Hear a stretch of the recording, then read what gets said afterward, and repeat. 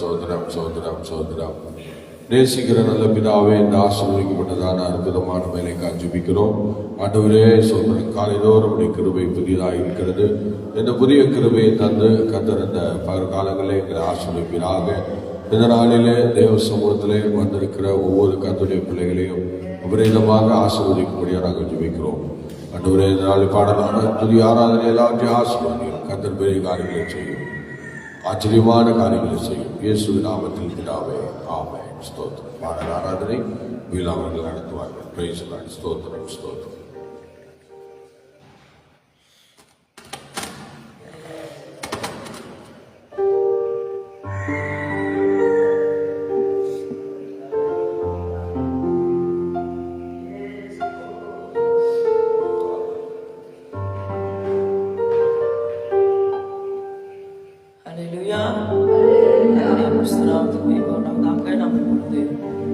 பாடலை பாடி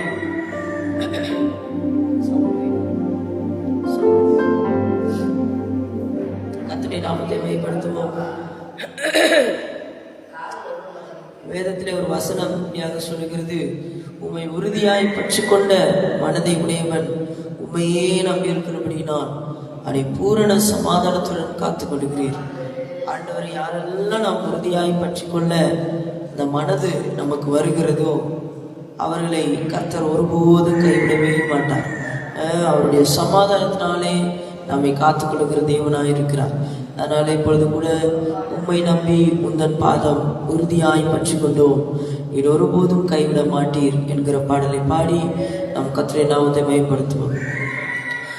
உம்மை நம்பி உந்தன் பாதம் உறுதியாய் பற்றி கொண்டோம், நீர் ஒருபோதும் கைவிட மாட்டீர்.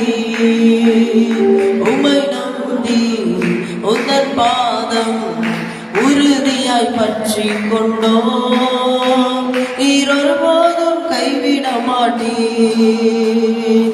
கண்ணீரை துடைத்து கரங்களை பிடித்து காலமெல்லாம் காத்து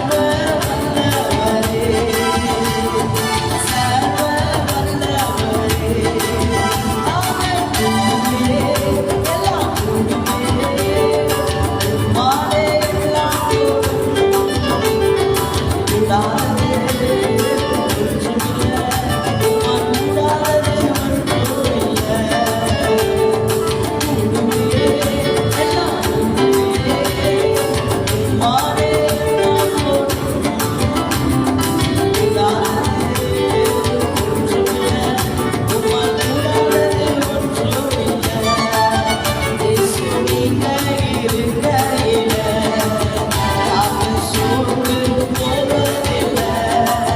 இயேசு நீங்க இருக்கையில நாங்க சூழ்ந்து போவதில்லை. நீங்க எல்லாமே பார்த்துக்கொள்வீங்க. சுலபமா நீங்க எல்லாமே பார்த்துக்கொள்வீங்க. நீங்க எல்லாமே பார்த்துக்கொள்வீங்க. நீங்க எல்லாமே பார்த்துக்கொள்வீங்க. நீங்க எல்லாமே பார்த்துக்கொள்வீங்க.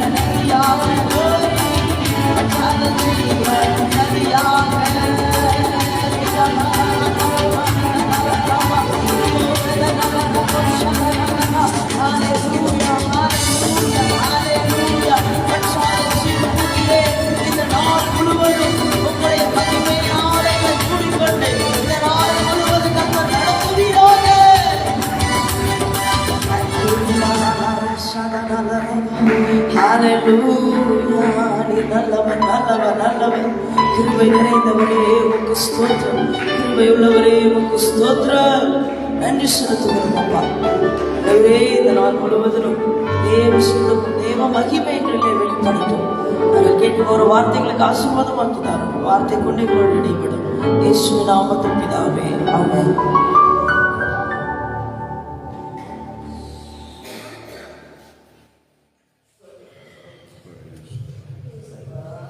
Praise the Lord. Hallelujah. ஸ்தோத்திரம் ஸ்தோத்திரம் ஸ்தோத்திரம். Hallelujah. Hallelujah. கர்த்தருடைய நாமம் மகிமைப்படுவதாக. இந்த ஆசீர்வாதமான வேளையிலே ஸ்தோத்திரம். நாம் சங்கீதங்களை தியானிக்க கடந்து செல்வோம். நாம் இப்பொழுது சங்கீதம்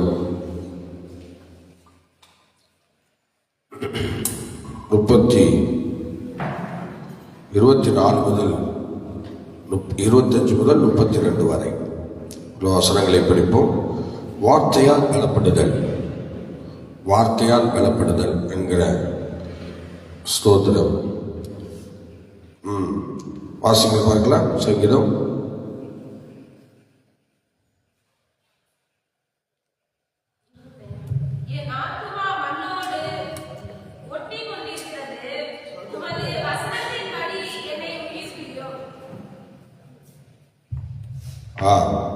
படிங்க, ஃபுல்லா படிங்க, எல்லாரும் சேர்ந்து படிங்க, எல்லாரும் சேர்ந்து. உமது வசனத்தின்படி என்னை உயிர்ப்பியும். என் வழிகளை நான் உமக்கு விவரித்து காட்டின போது எனக்கு செவி கொடுத்தி. உமது பிரமாணங்களை எனக்கு போதியும். உமது கட்டளைகளின் வழியை எனக்கு உணர்த்தியருளும். அப்பொழுது உமது அதிசயங்களை தியானிப்பேன். சஞ்சலத்தால் என் ஆத்துமா கரைந்து போகிறது. உமது வசனத்தின்படி என்னை எடுத்து நிறுத்தும். பொய் வழியை என்னை விட்டு விலக்கி உம்முடைய வேதத்தை எனக்கு அருள் செய்யும்.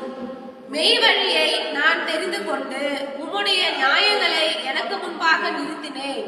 உமது சாட்சிகளின் மேல் பற்றுதலாய் இருக்கிறேன். கர்த்தாவே, என்னை வெட்கத்திற்கு உட்பட பண்ணாதேயும். நீர் என் இருதயத்தை விசாலமாக்கும் போது நான் உமது கற்பனைகளின் வழியாக ஓடுவேன். ஹல்லேலூயா, ஹல்லேலூயா. கர்த்தருடைய நாமம் மகிமைப்படுவதாக. இந்த நாளிலே நாம் ஸ்தோத்திரம். முதலாவது வசனத்தை வாசிக்கலாம். என் ஆத்துமா மண்ணோடு ஒட்டி கொண்டிருக்கிறது. என் ஆத்துமா மண்ணோடு ஒட்டி கொண்டிருக்கிறது. உமது வசனத்தின்படி என்னை உயிர்ப்பியும். உம்முடைய வசனத்தின்படி என்னை உயிர்ப்பியும். ஸ்தோத்திரம். என் ஆத்துமா மண்ணோடு ஒட்டி கொண்டிருக்கிறது. நல்லா கவனிக்கணும். ஆத்துமா மண்ணோடு ஒட்டி கொண்டிருக்கிறது என்று சொல்லுகிறது. இந்த மண்ணில் தேவனுடைய சித்தத்தை செய்வதற்கு நான் மிகவும் வாஞ்சோடும் கவனத்தோடு தாகத்தோடும் காணப்படுகிறேன் என்கிற அந்த காரியங்களை மண்ணோடு ஒட்டி கொண்டிருப்பதாக அவர் அந்த இடத்துல தன்னை தாழ்த்தி சொல்லுகிற அந்த வார்த்தையை நம்ம கேட்கிறோம். என் ஆத்துமா மண்ணோடு ஒட்டி கொண்டிருக்கிறது. அப்படின்னா மண்ணுக்கு மண்ணா போறதுக்கு இல்ல, மண்ணை இந்த மண்ணிலே இந்த பூமியிலே அவருடைய விருப்பத்தை செய்வதற்கு என் ஆத்துமா துடிக்கிறது. கவனிக்கணும். என் ஆத்துமா துடிக்கிறது. அந்த மாதிரி ஒரு சூழ்நிலைய ஆண்டவர் அந்த இடத்துல இஸ்ராவுக்கு ஞாபகப்படுத்தி அவர் சொல்லுகிற அந்த வார்த்தை, என் ஆத்துமா மண்ணோடு ஒட்டி கொண்டிருக்கிறது. நான் இந்த பூமியிலே எப்படி இயேசுவானவர் தமது பிதாவாகிய தேவனுடைய சித்தத்தை இந்த பூமியில செய்ய புறப்பட்டு வந்தாரோ, அதே போல இவரும் ஒரு அடிமைத்தனத்துல இருந்துட்டு இப்ப தேவனுடைய சித்தத்தை செய்வதற்கும் இப்ப என்ன செய்யற, அதுக்காக இந்த பூமியில ஏதோ ஒரு காரியத்தை நிலைநாட்ட வேண்டும் என்கிற அந்த தரிசனத்தோடு, அந்த எண்ணத்தோடு, அந்த ஏக்கத்தோடு அவர் சொல்லுகிற அந்த வார்த்தை, என் ஆத்துமா மண்ணோடு ஒட்டி கொண்டிருக்கிறது. உமது வசனத்தின்படி என்னை உயிர்ப்பீங்க. நான் உங்களுக்காக செய்யணும், நான் உங்களுக்காக நிக்கணும், என்ன உயிர்ப்பீங்க என்று சொல்லி அவர் கேட்சுகிறதையும் கதறுகிறதையும் நான் பார்க்கிறோம். தேவனுடைய பிள்ளையை நன்றாய் கவனித்துக் கொள்ளுங்கள். ஆண்டவருடைய சமூகத்திலே இன்னைக்கு நீங்களும் நானும் ஸ்தோத்திரம் அபீனமாக தேவனுடைய சித்தத்தை செய்யக்கூடியவர்களாக எப்படி இயேசுவானவர் இந்த பூமியில பிதாவின் சித்தத்தை செய்வதே எனக்கு போஜனமாய் இருக்கிறது என்று சொன்னாரோ, ஒவ்வொரு கர்த்தருடைய பிள்ளைகளும் ஒவ்வொரு ஊழியக்காரர்களும் இன்னைக்கு ஆண்டவருக்காக வாழ்கிறேன் என்று சொல்லுகிற ஒவ்வொரு தேவ பிள்ளைகளும் இன்றைக்கு அவங்க செய்ய வேண்டியது என்ன தெரியுமா? அருமையான தெய்வ பிள்ளையை நன்றாய் தெரிந்து கொள்ளுங்கள். தெய்வ சமூகத்தில் நீங்களும் நானும் அப்படிப்பட்ட ஒரு வைராக்கியத்தோடு காணப்பட வேண்டியது அவசியமா இருக்கிறது. என் ஆத்துமா மண்ணோடு ஒட்டி கொண்டிருக்கிறது. உமது வசனத்தின்படி என்னை உயிர்ப்பிக்கணும், உம்முடைய வார்த்தையின்படி நான் அந்த காரியங்கள் எல்லாம் செய்யணும் என்கிறதான நல்ல ஒரு அர்ப்பணிப்போடு அவர் புறப்பட்டு போகிற அந்த காரியத்தை நாம் பார்க்கிறோம். கர்த்தருடைய பிள்ளையே, இரண்டாவது வசனத்தை வாசிப்பில் என்றால் வாசிகள் பார்க்கலாம். என் வழிகளை நான் உமக்கு விவரித்து காட்டின போது எனக்கு செவி கொடுத்தி உமது பிரமாணங்களை எனக்கு போதியோ. நல்லா கவனிக்கணும். தேவனுடைய வழிகளை, அவருடைய பிரமாணம் இல்லாம, அவருடைய வார்த்தை இல்லாம, அவருடைய சிந்தை இல்லாம ஒன்னையும் நம்ம பண்ண முடியாது. அதனால இப்ப அவர் சொல்லுகிற வார்த்தை பாருங்க, என் வழிகளை நான் உனக்கு விவரித்து சொல்றேன். என்ன செய்ய போற இந்த பூமியில, நம்ம ஆண்டவருக்காக என்ன பண்ண போறோம், நல்லா கவனிக்கணும். என்னுடைய வழிகளை விவரித்து சொல்ல வேண்டும். அருமையான தெய்வ பிள்ளையே, நம்முடைய வழிகளை நல்லா விவரித்து சொல்லணும். என்ன செய்ய போறோம் ஆண்டவருக்காக, இந்த பூமியில நம்ம என்ன பண்ண போறோம், என்னத்தை செய்ய போறோம். சோதர ஆண்டவர் தனது வழிகளை எல்லாம் இயேசுவானவர் பிதாவாகிய தேவனிடத்தில் விவரித்து சொன்னார். விவரித்து சொன்னார். ஆம் கர்த்தருடைய பிள்ளை, விவரித்து சொன்னார். தன் வழிகளை விவரித்து சொன்னார். என்னைக்கும் என்ன பண்றோம் ஏது பண்றோன்னே தெரியாம நினைச்சு ஒரு வாழ்க்கை வாழ்ற இந்த உலகத்துல பிதாவாகிய தெய்வத்துக்கு முன்பாக இயேசு கிறிஸ்து ஒரே ஒரு வாழ்க்கை தான் வாழ்ந்தார். அது என்ன வாழ்க்கை தெரியுமா? பிதாவின் சித்தத்தை செய்து முடிப்பதே எனக்கு போஜனமாக இருக்கிறது. அதையே அவர் கை கொண்டு வந்தவர், அதே அவர் கை கொண்டு வந்தவர். இப்பயும் கூட இந்த அருமையான இஸ்ரா சொல்லும் போது, என் வழிகளை நான் உமக்கு விவரித்து காட்டின போது என்று சொல்லுகிறார். பாருங்கள், எல்லாம் நமக்கு என்ன நினைக்கிறோமோ, எப்படி வாழ போறோமோ, எப்படி ஆண்டவருக்கு முன்னாடி செயல்படுத்த போறோமோ, அதையெல்லாம் கர்த்தருக்கு விவரித்து சொல்லணும். சும்மா குருட்ட போக்கா வாழ்ற வாழ்க்கை இல்லை.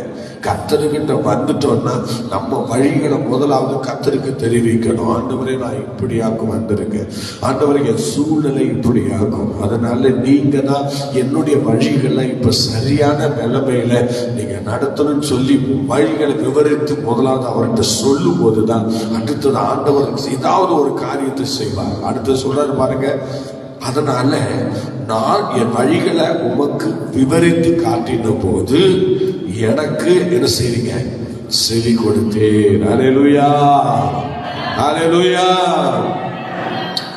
நம்ம சொன்னாதான் அவருக்கு தெரியும். இல்லை உன் வழி என் வழி இல்லைன்னு சொல்லிட்டு பார்த்தீங்களா, அப்ப என்ன அர்த்தம்? அது ஏற்கனவே உன் வழியெல்லாம் அங்கே போயிடுச்சுன்னு அர்த்தம். அதனால நம்ம வழிகளை அவர் ஆராய்ந்து அறிஞ்சிருக்கிறார். நம்மளோட வழிகளில் அவர் கூர்ந்து கவனித்துக் கொண்டிருக்கிறார், அது வேற. ஆனாலும் நம்ம விவரித்து நம்முடைய வழிகளை குறித்து அவர்கிட்ட பேசணும்.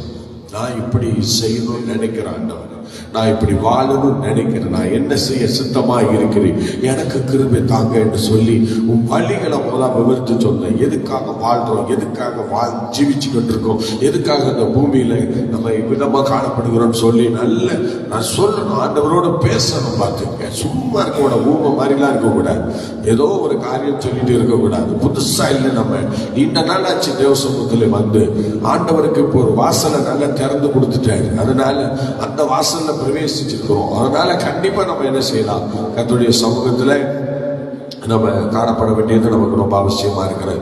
அதனால நீங்க நல்லா கவனிங்க. ஸ்தோத்திரம். 3ஆம் வசனம் 27ஆம் வசனம் படிங்க.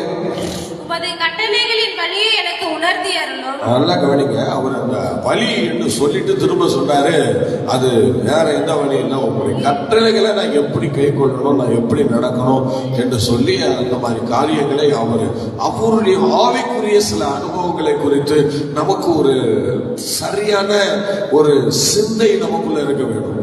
அதை குறித்து பவுல் சொல்லும்போது சொன்னாரு, கிறிஸ்து இயேசுவில் இருக்கிற அந்த சிந்தையே உங்களிலும் இருக்க கடவுது என்று சொன்னார். எப்போதும் இயேசுவுக்கு இருந்த சிந்தை இந்த சிந்தை தான். பிதாவை சித்தம் செய்யணும், பிதாவுடைய விருப்பத்தை நிறைவேற்றணும், அவரை மேம்படுத்தணும், அவர் மனசை சந்தோஷப்படுத்தணும்.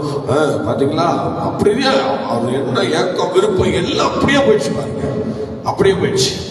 அவ்விதமாக உமது கட்டளைகளின் வழியை எனக்கு உணர்த்தி அருளும், அப்பொழுது உமது அதிசயங்களை தியானிப்பேன். ஹல்லேலூயா. முதலாவது தேவனுடைய அதிசயங்களை நம்ம என்னவோ தியானிக்கவோ அதெல்லாம் முடியாது. முதலாவது அந்த அதிசயங்களை தியானிக்கணும்னா முதலாவது அவருடைய காரியங்கள்ல நம்ம கவனங்கள் 100% உள்ள போகணும்.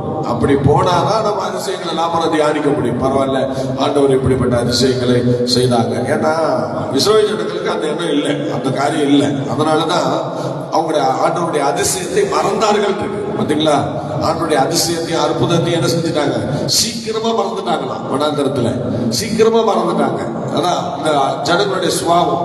ஏன்னா வார்த்தைகள் உள்ள போல, பாத்தீங்களா, தேவனுடைய வசனங்கள் உள்ள போல, கர்த்தர் சொல்லுகிற எந்த காரியத்தையும் அவங்க சரியா கேட்கல.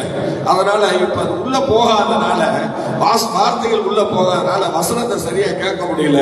அதனால இப்ப தேவனுடைய சித்தத்துக்கு விரோதமா தான் அவங்களால செயல்படுச்சு. எல்லாம் மறந்துட்டாங்க. அதிசயங்களை இவர் தியானிக்கிறேங்கிறாரு, அவங்க மறந்து போயிட்டாங்க. அவ்வளவுதான். கர்த்தருக்கு ஒரு வேலையை செய்யணும்னா நம்ம எப்படி இருக்கணும், அவங்க சிந்தையா தான் நம்ம போயாகும். ஒரு காரியத்தை ஒருத்தர் பண்றோம் அப்படின்னா, ஒரு விஷயத்துல இறங்கிட்டோம்னா அந்த விஷயத்தினுடைய சிந்தையா தானே நம்ம செயல்பட்டாகணும். அதை விட்டுட்டு நம்ம இஷ்டத்துக்கும் நம்ம காரியத்தை பண்ணிட்டு போயிட்டே இருந்தோம்னா அப்புறம் என்ன அர்த்தம்? அப்ப ஆண்டவரை வருத்தப்படுவார்ல.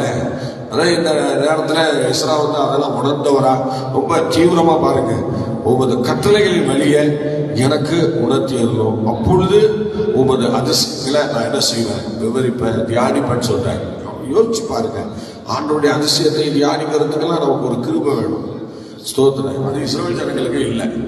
ஸ்தோத்திரம். இஸ்ரவேல் ஜனம் அவ்வளவு பேருக்கு இல்லை பாருங்க. எத்தனை பேர்? 2 பேர் தான் கடைசி வரைக்கும் அந்த கூட இருந்தாங்க. மிச்சம் எல்லாம் பாதியிலே வனாந்தரத்திலே போறதுக்கு காரணம் தெரியுமா? ஆண்டவருடைய கட்டளைகளை மறந்தார்கள், ஆண்டவருடைய அதிசயத்தை மறந்தார்கள், ஆண்டவருடைய காரியங்கள் எல்லாம் விட்டுட்டாங்க. அதனாலதான் அந்த கற்பனைகள் வழியா ஓடுறது, கற்பனையை கை கொள்றது, கட்டளைகளை கை கொள்றது, அந்த உணர்வே இல்லாம போயிடுச்சு அந்த ஜனங்களுக்கு. அதனாலதான் வனாந்தரத்துல அவங்க எல்லாம் என்ன செஞ்சாங்க, அழிக்கப்பட்டு போயிட்டே இருந்துட்டாங்க. ஆனா அது இஸ்ரா அறிந்திருந்ததுனால அவர் கரெக்டா அவரை என்ன பண்ணிட்டாரு, பயந்து பயந்து ஒவ்வொரு விஷயத்தையும் அவர் செய்ய ஆரம்பித்தார். நல்லா கவனிக்கணும், பயந்து பயந்து செய்ய ஆரம்பித்தார். இஸ்ராவின் வாழ்க்கையிலே ஆண்டவருக்கு பயப்படுகிற அந்த பயம் என்று சொல்லுகிறது. இந்த வார்த்தைகளை நம்ம தியானிச்சு பார்த்தாலே அவ்வளவு பயப்படுகிற பயம் அவருக்குள்ள இருந்திருக்கிறது. நீங்கள் அடுத்தது பார்க்கலாம். 28ஆம் வசனம் படிங்க. சஞ்சலத்தால் என் ஆத்துமா கரைந்து போகிறது, வசனத்தின்படி என்னை எடுத்து நிறுத்தும். ஆமா, இவருக்கு அந்த அளவுக்கு சஞ்சலம் என்னையா பெரிய போராட்டம் என்னெல்லாம் நமக்காக முடியாது. ஏன்னா அவங்க பயணமே பெரிய பிரச்சனையா முடிஞ்சிருச்சு. பெரிய போராட்டம். ஏன்னா சன்பில்லாது தொபியா அவன் இவன் எதுவுமே நீ ஆலயம் கட்டக்கூடாது, அதை பண்ணக்கூடாது, இதை பண்ணக்கூடாதுன்னு எல்லா மிக காலங்கள்ல இந்த இஸ்லாமின் காலத்துலதான் அவங்க இவ்வளவு பயங்கரமா வேலை செஞ்சாருவோம். 3 விதமான நிலையில அவங்களை எதிர்த்தாங்க. எதிர்த்ததுனால அவங்க எந்த வேலையுமே செய்ய முடியல. இப்ப அவங்களுக்கு ஒரே சஞ்சலம், எதையுமே பண்ண முடியலையே என்று சொல்லி ஸ்தோத்திரம். அவரும் ஆண்டவரும் அப்படியே உறவாடுகிறார் பாருங்க. அப்படியே உறவாடி கொண்டே போகிறாங்க, நல்ல உறவாடிட்டே போறாங்க. அந்த ஸ்தோத்திரம் சஞ்சலத்தோடு, அந்த தவிப்போடு அவர்கள் காணப்படுகிற அந்த நிலைமை நம்ம பார்க்கிறோம். பாருங்கள், எவ்வளவு பயங்கரம், எவ்வளவு பிரச்சனைகள், எவ்வளவு போராட்டங்கள். அதனால அவர் பயங்கர சஞ்சலம் அவரை நெருக்கி கொண்டிருந்தது.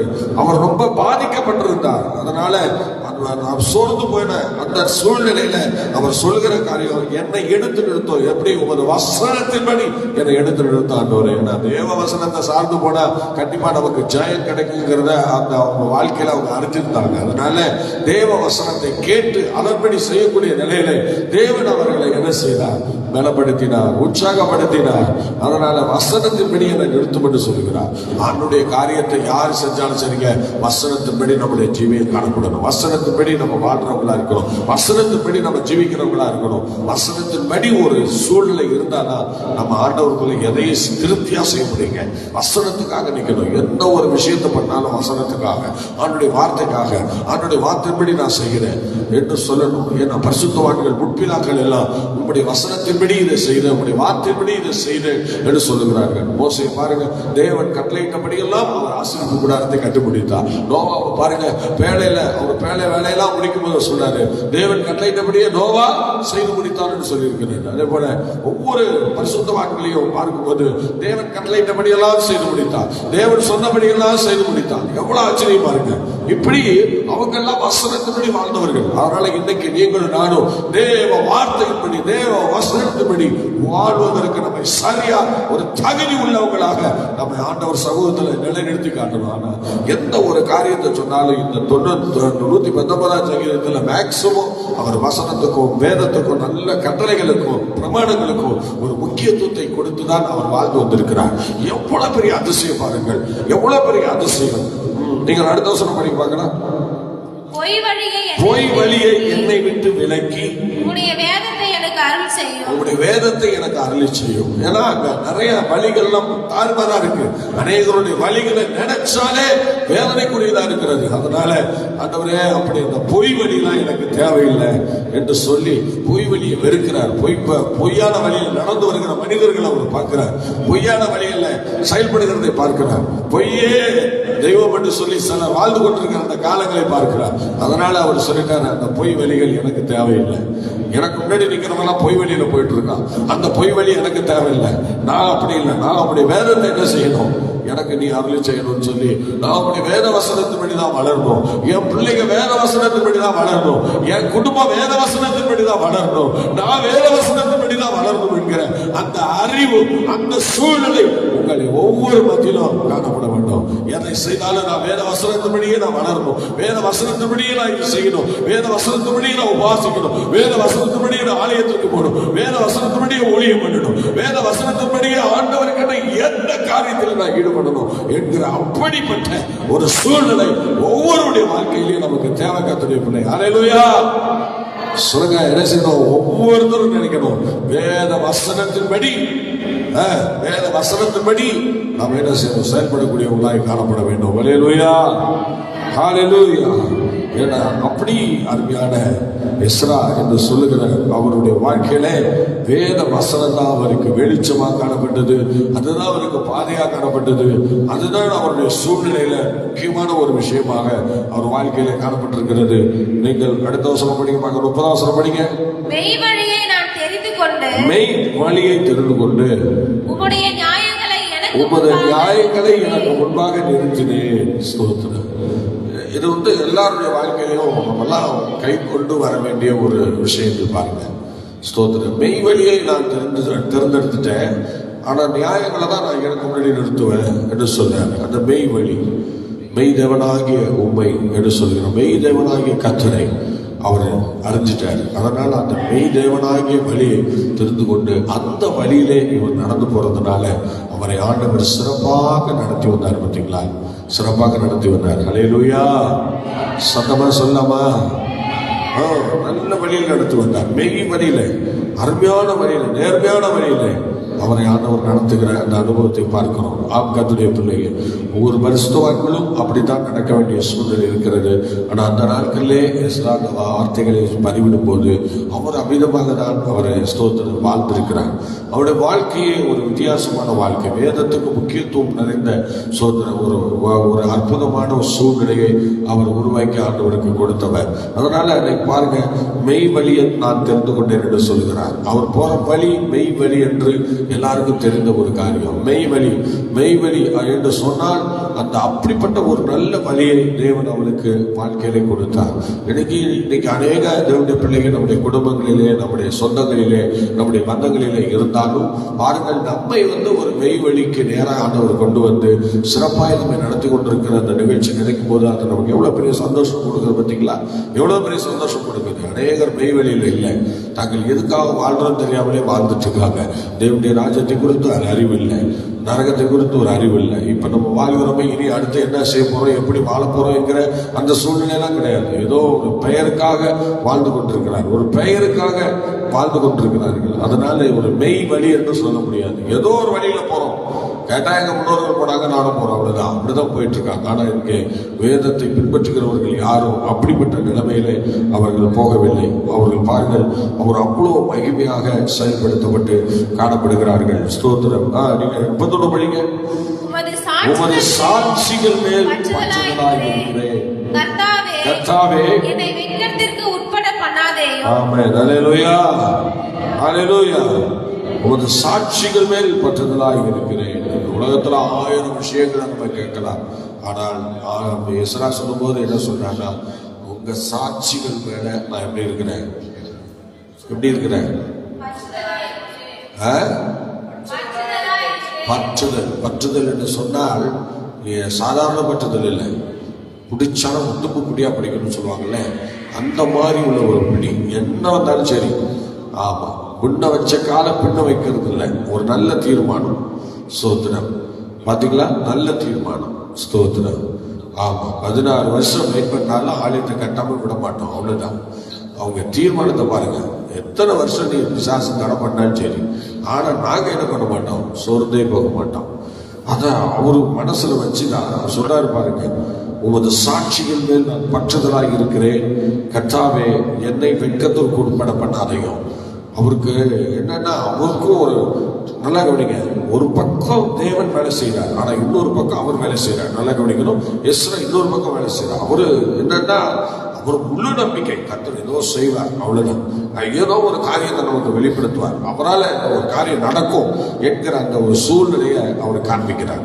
பார்த்தீங்களா, உமது சாட்சிகள் மேல் பற்றுதலாய் இருக்கிறேன். சொல்லுங்க பார்க்கலாம், சாட்சிகள் மேல் பற்றுதலாய் இருக்கிறேன் என்று. ஸ்தோத்திரம்.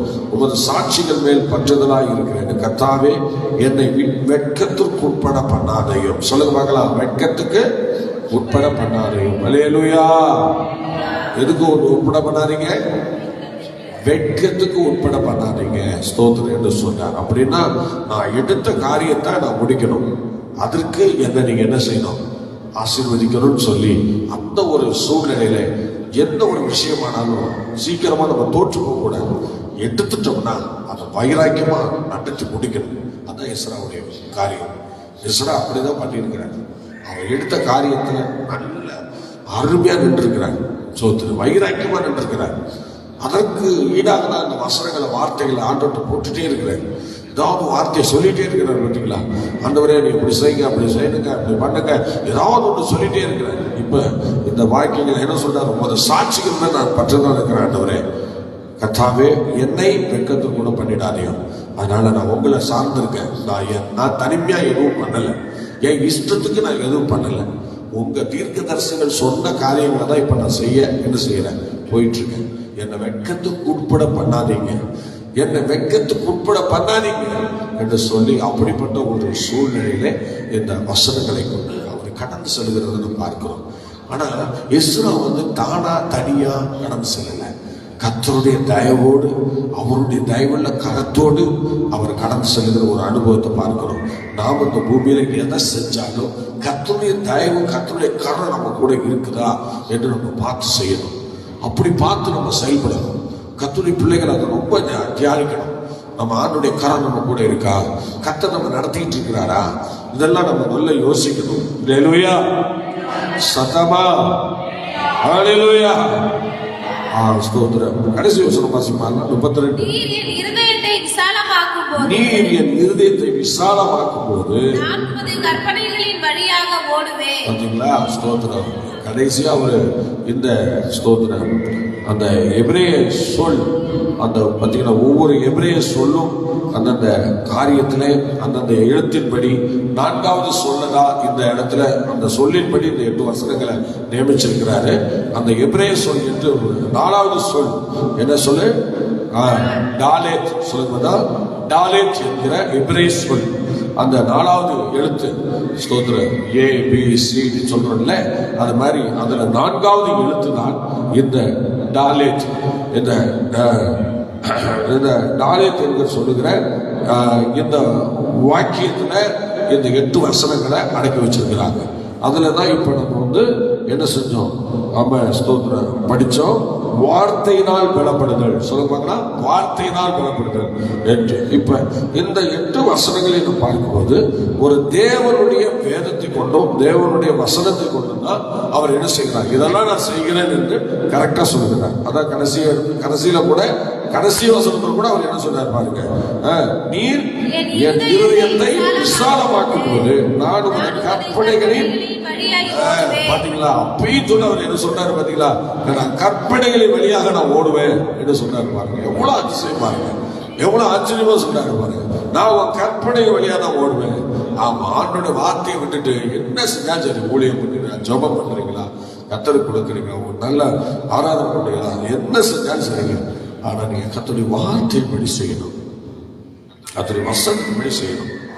ஏன்னா அந்த காரியத்தை கர்த்தர் எதிர்பார்க்கிறார். ஒவ்வொரு தேவனுடைய பிள்ளைகளுடைய வாழ்க்கையிலையும் அதை அவர் எதிர்பார்த்து கொண்டிருக்கிறார். நீங்க என்னுடைய வார்த்தைப்படி தான் வாழணும், நீங்க வார்த்தைப்படி தான் ஜீவிக்கணும், என் வார்த்தைப்படி தான் எல்லாம் செய்யணும்னு சொல்லி அவர் விரும்புகிறார். இப்ப பாருங்க, இவர் சொன்னாரு, நான் உங்க கற்பனைகள் வழியாக நான் ஓடுறேன் என்று சொல்லுகிறேன். நான் உங்க கற்பனைகள் வழியாக ஓடுறேன்னு சொன்னார். அல்லேலூயா, அல்லேலூயா. ஆமா, கற்பனைகள் வழியா ஓடணும். அப்படிப்பட்ட ஒரு நல்ல சுபாவத்தை கர்த்தர் இந்த நாட்களில் நமக்குள்ளே தருவாராக. ஆம், கர்த்தருடைய பிள்ளையை தொடர்ந்து நம்ம தேவ சத்தத்தை செய்வோம், தொடர்ந்து ஆண்டவருடைய சமூகத்தில் நம்ம ஒப்பு கொடுப்போம். ஆண்டவர் நிச்சயமாக நம்மை ஆசீர்வதித்து கனப்படுத்துவாராக. கர்த்தர் நம்மை மேன்மைப்படுத்துவாராக. எல்லாரும் தலைவனுக்கு ஜெபிக்கலாமா? இஸ்ராவேலுடைய வாழ்க்கையிலே அவர் தனியா எதுவும் செய்யல. ஆண்டவருடைய கட்டளைகளின்படி, அவருடைய சாட்சிகளின்படி, அவர் வேத ஒழுங்கின்படி, அவருடைய வசனத்தின்படி தான் அவர் வார்த்தையை அவர் வார்த்தையில அவர் கவனம் ஃபுல்லா செலுத்தப்பட்டிருக்கிறது. அதை அவர் செலுத்தின அந்த வார்த்தையினுடைய காரியங்களை வச்சுனா அவர் அந்த காரியங்கள் எல்லாம் செய்கிறார் என்று வேதம் நமக்கு தெளிவா சொல்கிறது. இந்த பூமியில் நம்ம என்ன பண்ணினாலும் சரி, எதை செய்தாலும் சரி, தேவ வார்த்தையின்படி செய்வீர்கள் என்றால் தேவன் உங்களுக்கு துணையா இருப்பார். கர்த்தர் நமக்கு துணையா வருவார். அவர் நம்முடைய வாழ்க்கையில் நம்ம வெட்கத்துக்கு உட்பட பண்ண மாட்டார். அவர் சொன்னார், எஸ்ரா பார்த்தீங்கன்னா, என்னை வெட்கத்துக்கு உட்பட பண்ணிடாதீங்க என்று சொன்னார் பாருங்க. அந்த மாதிரி அவர் ஒரு நாளும் நீங்க வெட்கப்பட விட மாட்டார். வேதவசனம் தெளிவாய் சொல்கிறது, என் ஜனங்கள் ஒருபோதும் வெட்கப்பட்டு போவதில்லை. என் ஜனங்கள் ஒருபோதும் வெட்கப்பட்டு போவதில்லை. கண்டிப்பா வெட்கப்பட மாட்டீங்க. நமது காரியங்கள் ஜெயமாக இருக்கும். சில ஜனங்கள் அதிசயத்தை மறந்தார்கள். நீங்கள் அதிசயத்தை மறக்கக்கூடாது. தேவன் நம்ம வாழ்க்கையில் செய்த நன்மையை மறக்கக்கூடாது. அவர்கள் மறந்தார்கள் என்று சொல்லப்பட்டிருக்கிறது. இஸ்ரவேல் ஜனங்கள் ஆண்டவருடைய அதிசயத்தை மறந்தார்கள். அந்த மாதிரி அனுபவத்தில் நம்ம போயிடக்கூடாது. எதையும் மறக்கக்கூடாது. கர்த்தாவே, தாழ்வில் நம்மை நினைத்தவரை துதியுங்கள் என்று சொல்லுகிறார். தாழ்வில எப்படி கடந்தோம், எப்படி சூழ்நிலையில இருந்தோம், இன்னைக்கு கர்த்தர் இந்த அளவுக்கு நம்ம தேற்றி ஆற்றி உருவாக்கி தேவ சமூகத்தை வச்சிருக்கிறார்ல, அதை நினைச்சு கர்த்தரை துதிக்கணும். எதை செய்தாலும் அவருடைய வார்த்தையின்படி செய்யணும், அவருடைய கட்டளையின்படி செய்யணும், அவருடைய பிரமாணங்களின்படி செய்யணும். அப்படி செய்வது ஒரு நாளும் வைக்கப்பட்டு போக மாட்டோம். கர்த்தரை நடத்துவாராங்க. ஜெபிக்கலாமா? Praise the Lord. Hallelujah. Amen. ஆண்டவரே, ஸ்தோத்திரம், ஸ்தோத்திரம், ஸ்தோத்திரம், ஸ்தோத்திரம். எங்கள் அப்ரகாமின் தேவனும் ஈசாக்கின் தேவனும் யாக்கோபின் தேவனுமாகிய சர்வ வல்லமை படைத்த எங்கள் ஆண்டவரே, இந்த மகிழ்ச்சியான வேலைக்காக நாங்கள் ஸ்தோத்திரிக்கிறோம். தேவ கிருபையினாலும் இரக்கத்தினாலும் ஆண்டவரே, உடைய திரு சமூகம் எங்களோடு கூட இருந்து சிறப்பாய் நடத்துகிறதுக்காக நன்றி செலுத்துகிறோம். இந்த நாளிலும் கூட ஆண்டவரே, தேவ சமூகத்திலே ஆண்டவரே ஸ்தோத்திரம் இருக்கிற தேவ ஜனங்களுக்காக ஸ்தோத்திரம். தொடர்ந்து ஆண்டவரே ஸ்தோத்திரம், இஸ்ராவினுடைய அந்த வார்த்தைகளை நாங்கள் தியானித்து வருகிறோம்.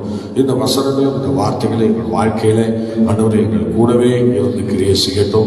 நாங்கள் எஸ்ரா சொன்னது போல அவருடைய கட்டளைகளின்படி, அவருடைய வசனத்தின்படி எடுத்துப்பட்டு சொல்லுகிற வார்த்தையின்படி நாங்கள் தேவ வசனத்தின்படி ஒவ்வொன்றையும் செய்ய எங்களுக்கு பக்குவமான இருதயத்தை தந்து எங்கள் ஆசீர்வதிக்கும்படி வேண்டுகிறோம்.